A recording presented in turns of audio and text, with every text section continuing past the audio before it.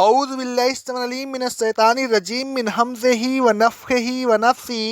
سورہ نساء کی آیت نمبر 15 میں اللہ رب العالمین کا ارشاد گرامی ہے، اور اے ایمان والوں، تمہاری عورتوں میں سے جو بدکاری کر بیٹھیں تو ان پر اس سلسلہ میں اپنے میں سے 4 آدمیوں سے گواہی لو جو اس بات کی گواہی دیں کہ انہوں نے اپنی آنکھوں سے ان عورتوں کو بدکاری کرتے دیکھا ہے۔ اگر ایسے 4 آدمی گواہی دیں تو پھر ان عورتوں کو گھروں کے اندر بند رکھو، کہیں آنے جانے نہ دو یہاں تک کہ موت ان کا کام تمام کر دے یا اللہ ان کے لیے کوئی اور سبیل پیدا کر دے۔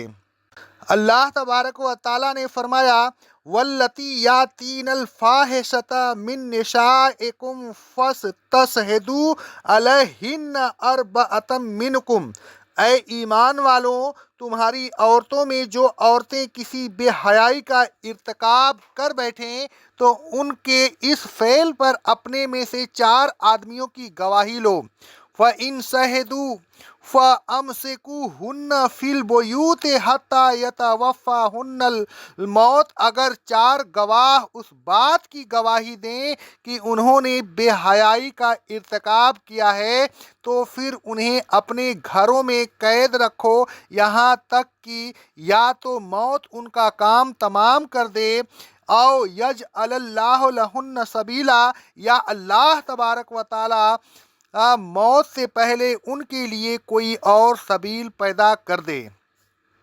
حضرت عبادہ بن صامت رضی اللہ تعالیٰ عنہ کہتے ہیں، صحیح مسلم کی حدیث ہے، رسول اللہ صلی اللہ علیہ وسلم پر جب وحی نازل ہوتی تھی تو آپ کو اس کی سختی محسوس ہوتی تھی اور آپ کے چہرے کی رنگت بدل جاتی تھی۔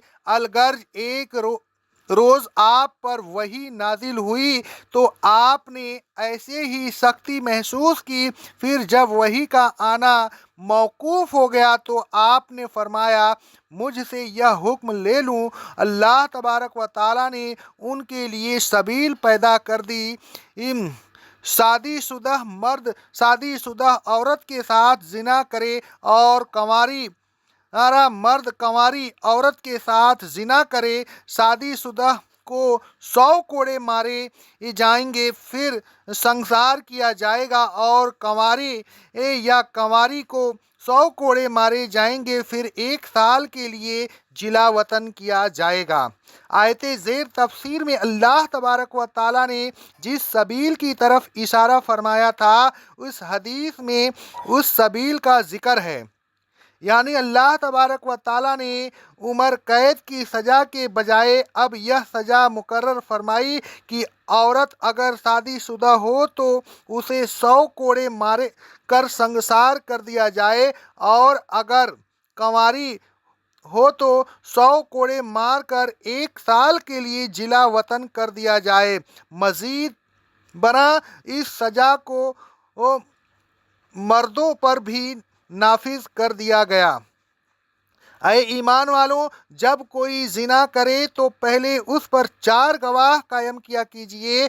اگر 4 آدمی گواہی دیں تو پھر شادی شدہ کو 100 کوڑے مار کر سنسار کر دیا کیجئے، اور اگر غیر شادی شدہ ہو تو اسے 100 کوڑے مار کر 1 سال کے لیے جلا وطن کر دیا کیجئے۔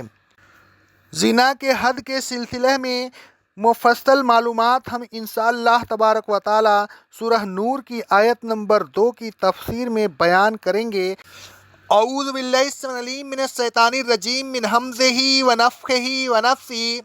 سورہ نساء کی آیت نمبر 16 میں اللہ رب العالمین کا ارشاد گرامی ہے، اور اے ایمان والوں، تم میں سے 2 افراد یعنی ایک مرد اور ایک عورت جو آپس میں بدکاری کریں انہیں سزا دو، پھر اگر وہ توبہ کر لیں اور اپنی اصلاح کر لیں تو ان سے روگردانی کرو، بے شک اللہ توبہ قبول کرنے والا اور بہت رحم کرنے والا ہے۔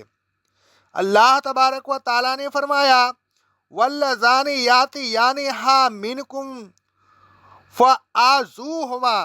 اور جو دو افراد یعنی ایک مرد اور ایک عورت تم میں سے بے حیائی کا کام کر بیٹھیں تو ان کو تکلیف پہنچاؤ یعنی انہیں سزا دو۔ فَإِن تَابَا وَأَصْلَحَا فَأَعْرِضُوا عَنْهُمَا، پھر اگر وہ توبہ کر لیں اور اپنی اصلاح کر لیں تو ان سے روگردانی کرو، ان کے پیچھے نہ پڑ جاؤ، ان کو آر نہ دلاؤ۔ انہیں توبہ کر لی ہے تو اللہ تبارک و تعالیٰ انہیں معاف کر دے گا۔ ان اللہ کان توابا رحیما، بے شک اللہ تبارک و تعالیٰ توبہ قبول کرنے والا اور بہت رحم کرنے والا ہے۔ پہلے صرف عورت پر سزا مقرر کی گئی، اس آیت میں عورت اور مرد دونوں پر سزا مقرر کی گئی اور دونوں کو سزا میں برابر کر دیا گیا۔ سزا کا یہ دوسرا مرحلہ تھا۔ تیسرے مرحلے میں کوڑے، رجم اور جلا وطنی کی سزا مقرر کی گئی، جس کی تفصیل گزشتہ آیت کی تفسیر میں بیان کیا جا چکا ہے۔ اقول قولی ھذا، استغفر اللہ، استغفر اللہ، استغفر اللہ۔